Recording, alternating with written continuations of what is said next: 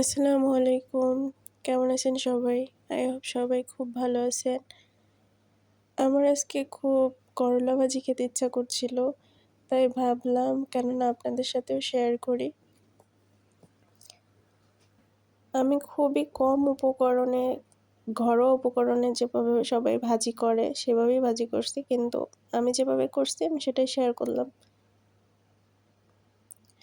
আমি যেহেতু এটা চিংড়ি মাছ দিয়ে ভাজি করব তাই আমি কিছু চিংড়ি মাছ নিয়ে নিলাম। আর ফার্স্টেই চিংড়ি মাছগুলো একটা প্যানে অল্প একটু হলুদ, একটু লবণ দিয়ে ভাজি করে নিলাম।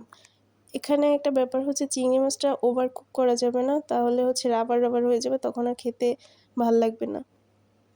তাই একটু হালকা লাল লাল হয়ে আসলে ওই পর্যায়ে পেঁয়াজ কুচি, রসুন কুচি দিয়ে ভালো করে ভেজে নিতে হবে।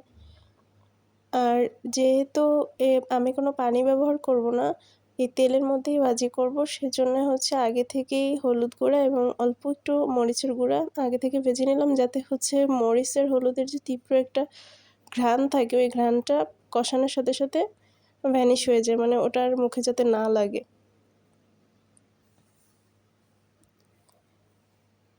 সব কিছু ভালোভাবে ভেজে নিয়ে তারপর আমি করলা আর আলুটাকে ভেজে নিব ভালো করে। আমি এখানে একটা আলু খুব কুচি কুচি করে দিয়েছি, এটাই করলার স্বাদটা বেড়ে যায়।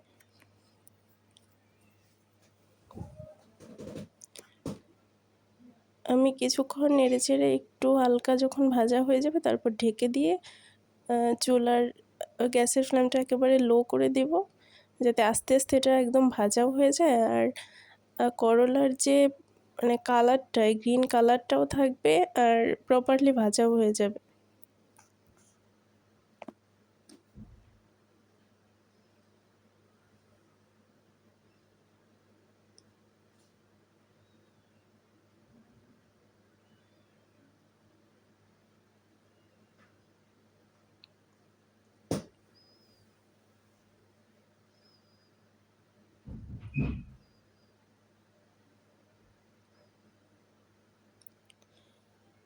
আমি এখানে ঢেকে দিছিলাম অফ ক্যামেরায়, আবার পরে ঢাকনা তুলে নেড়ে চেড়ে দিচ্ছিলাম।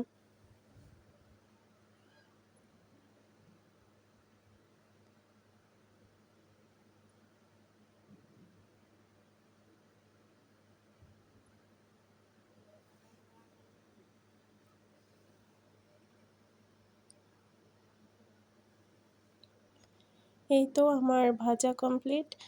আর ক্যামেরায় অত কালারটা বোঝা যাচ্ছে না, কিন্তু একেবারেই এই যে ছবির মধ্যে যে কালারটা দেখা যাচ্ছে এরকম গ্রিন কালার, আর এটা এত টেস্টি হয়। এভাবে একবার ট্রাই করে দেখতে পারেন। আজকে আর না, আল্লাহ হাফেজ।